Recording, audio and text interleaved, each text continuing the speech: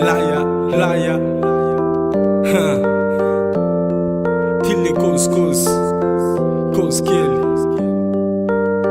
Avy ato ampo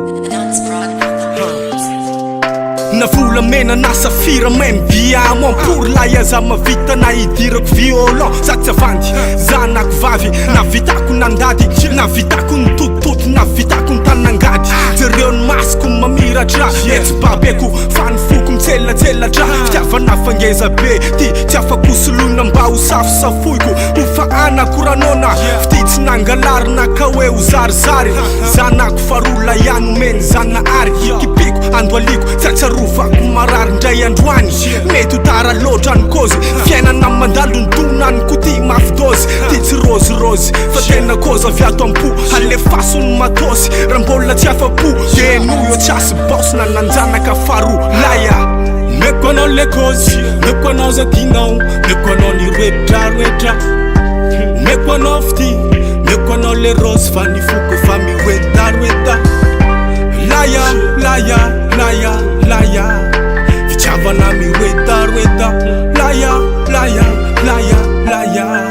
ny foko fa mihoetaroeta matozany rapy tantareko ny ato ampoko analako ny avesarana amizay mba tsy toloko matozany rapy hitoriko fitiavana analako miala elokora sendramazana ka ho anao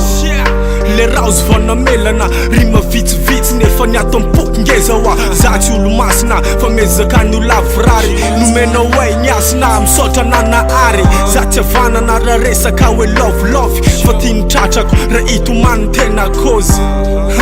fitity sombotsombony fa feno trany atampony lo nefa pindrana tsy tompony raha misy gafy tsako atampony do kopy anao tena kozy zany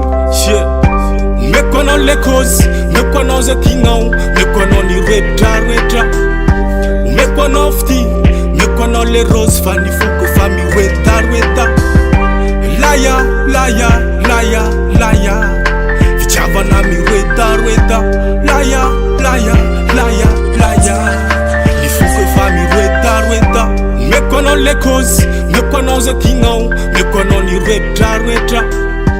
meko anao fity meko anao le rosy fa ny foko fa mihoetaroeta laya fitiavana mihoetaroeta laya ny foko fa mihoeta